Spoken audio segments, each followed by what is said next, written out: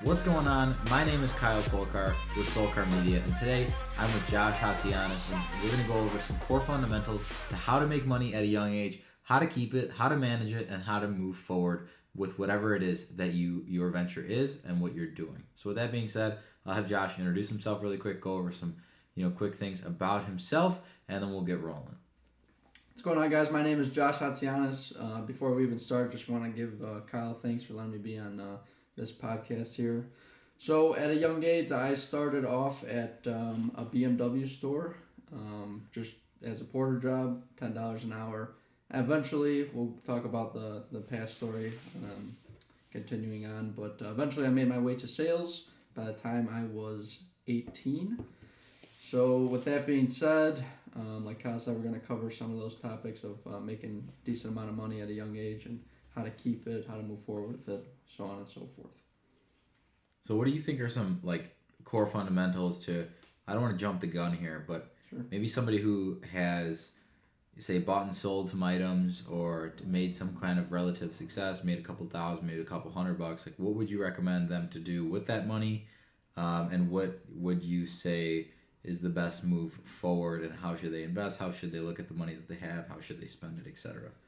So you're always gonna have to start somewhere. So you're gonna start small. And for me personally, and what I tell other people who ask me questions or advice, there's never a stopping point. So once you get something and you make a couple bucks, move on to the next thing. Keep leveling yourself up. Keep getting higher and higher and higher. So you can start with an iPhone, for example. You can buy it for $200, maybe refurbish it, replace a screen, whatever it may be. Then you can sell it for $300-$400. So there you just turn a profit. Now you're into the next level. What can you buy at that point, and what can you get that you can buy for $500 to make $1,000, so on and so forth. So it's just a step-by-step process, and you really have to have the patience and the determination to get there. Yeah, no, I agree 100%, because I think a lot of the times, when you're young, you want to take that money and you want to spend it or whatever it may be. But if you really take, for example, use the iPhone as an example, it doesn't have to be tech related or whatever. It could be whatever that you're into. But I know we both did a lot of buying and selling things on, Craigslist and eBay as kids. And, when you have something and you make that profit, you have to realize that the more capital that you personally have, kind of accrued over time, the more opportunity you have to make more. And I think that's pretty straightforward for most people. But, coming from both of us who didn't have parents to lend us money, which it's cool if your parents can, but what they can't do is make money for you either way. And the ability to make more money is going to come from having more money, because you're going to be able to get more opportunities. Because a lot of the times I feel opportunities are brought onto you by scaling whatever it is that you're doing, and the higher the barrier to entry to an opportunity, the harder it is for other people to get. So the easier it is to, maybe not easier, but the more opportunity you have to make money. So if something's, if you save up $5,000 and you buy a bulk lot of iPhones or computers, whatever that you're selling, I'm just using my own personal kind of reference thing. I know Josh did a lot of stuff with shoes. But say you buy a $5,000 bulk lot and you make, scale the amount you're making. You say you make $100 per phone or whatever it may be. You're able to make, thousands of dollars rather than just hundreds. And you don't have to do that right away. You don't have to be like, oh, I need a personal loan for $5,000 so I can buy a lot of whatever and scale it. I'm just saying that you have to take that into consideration. So if you buy a phone for $200, you sell it for $400. Don't go spending the $200 and be like, oh, I'm spending my profit.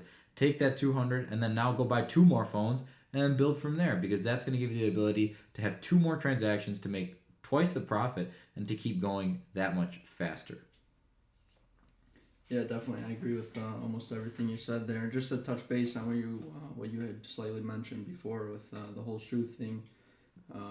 For me, just getting personal quickly, I actually had no idea I was going to be doing anything with shoes. So when I was about 15 years old, a pair of Jordans had released, and with the retro Jordans, they come out every Saturday, and I really wanted this specific pair.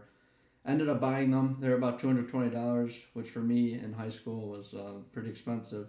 And once I got them, somebody from school said, hey, I'll give you $300 for those shoes. And I was like, why would you want to give me $300 to pay $220 for them? And then I did some research while I was in the library one day, and I realized there's a little market here. So I ended up selling those for $300, and I started really, really paying attention to what was happening with these shoes. Not only the ones I purchased, but other ones. So what I ended up doing was actually buying shoes from the retailer and then selling them after they were sold out. And like Kyle said earlier, I didn't end up just taking my profit and going to buy another pair of shoes for me to keep and then just pocketing the other money. I actually went and bought another pair of shoes that I can flip. And then I used the other profit to maybe buy two pairs rather than one. So it's just an ongoing process, which I had talked about in the beginning. And also Kyle touched base on. Like I said, just it never stops, and you just want to keep on going with that. And I'm not saying every single dollar you're gonna make keep in your pocket. I mean, obviously we have our expenses. We got to go eat. We got to go work out. Whatever it is. I mean, you can spend a little here and there, but don't go buying the new watch you want with all the money you just made. Yeah, no, I agree 100%. To tie into that really quick, just so you guys can get a diversification of different stories and making money. I bought my first iPhone. I've talked about it before, and I'll briefly touch on it again. I had an iPhone repair business and resale, wholesale business. That's how I got into kind of buying and selling things at scale in general. And I bought my first iPhone. It was a 2G, the one with the silver and black back, for $11. And I don't know why, but I always remember that. And I bought it for $11. Somehow came to that conclusion from my buddy in middle school. And I knew that I wanted one in general because I was passionate about technology and I thought it was cool. But then, I decided I was going to fix the screen, and I bought the part on eBay for, I don't know, 10, $15. Completely wrong part. Didn't realize anything, and this is another thing we'll kind of go over in the future, is you're going to learn from doing rather than just only researching things, which research helps a lot too. Don't get me wrong, I probably should have. But anyways, I got the phone for $11, put 10, $15 into parts, took it apart, completely broke the phone, was not usable anymore. And then I put it on eBay and sold it for $70. Now that doesn't seem like a lot, but I was, 11 years old at the time. So it was still profit, and I realized I just broke this and I sold it for profit. I learned how to not do it. I did the research, figured out how to actually do it and what the parts I needed and where to get them from eBay, wherever it may be. And then I learned, and then I took that money and then I bought repair screens to fix other people's phones, and that's how I, made a couple $100 more after the fact. I just take that $70, buy 3 screens for the newest iPhone 3Gs that were cracking all the time, and then I started on from there. So just to let you know, you might fall into something that you don't even realize you're going to fall into, and you kind of have to be willing to know when that's going to happen, or just being able to take if you've created profit or created some kind of value in something. He was providing value, obviously, because people exchange value for money. If you can find something that's valuable for another person, just kind of see, okay, this clearly was valuable to somebody else. How can I make this the most valuable, or how can I scale this? Because you're not going to get your way through by cheating or doing any, bad practices. You're only going to make your way in business by doing, what, creates value. And that's kind of exactly what both of our initial stories were based off of. And just to touch base with the providing value and whatnot, to keep going with the personal stories, I mean, the next step after I did my whole shoe thing was I had made about $10,000 when I was later on getting close to 16, so about to get my driver's license. So I ended up going and buying, I really wanted the older M3, like 2003-ish. Couldn't afford it, so I got the 330 Ci with like 150,000 miles, but it was a super cool car when I was 15. So that's how I really got into the BMWs, and that's where I want to relate to Kyle's story. Is I ended up buying an M3 with 125,000 miles on it, and that was the first car that I ever flipped. And what I did was I had the 330 at the same time, but I finally got the M3. It was like my huge goal, and I ended up having to replace a bunch of stuff on the car as soon as I bought it, and I was like, oh my god, this is such a nightmare. I had to do engine mounts and so on and so forth, just a bunch of stuff. Probably like $2,500 right off the bat after buying it. And I started looking in the market. I'm like, well, you know what? I'm in a pretty good position right here. So I ended up listing the car, and within a week, I sold the car and made $3,000 on top of what I paid and what I put into the car. And that's when I was like, okay, maybe I should stop doing shoes and go to cars. So that's how I even relate back to what we were talking about in the beginning of that level of nonstop progress, really. Yeah. And then that's a huge part of the reason me and Josh have a lot of similarities just in general in our kind of progression in business, and we're only a year apart in age. But I had the same kind of experience. My first car I ever bought was in 1990 BMW 535, and I bought it for $1,100, and it was manual, and I didn't know how to drive manual at the time. I was 15. Well, I knew how the principles, but I had never driven it, so I didn't have a license. So I bought it to flip it, obviously, and one day I was driving around my block, obviously very not the best practices. Don't try that at home. But the throttle got stuck, and I was down the block, and I had a friend come to drive it home, and it wasn't their fault at all. But long story short, the clutch completely burned out, making the car practically useless.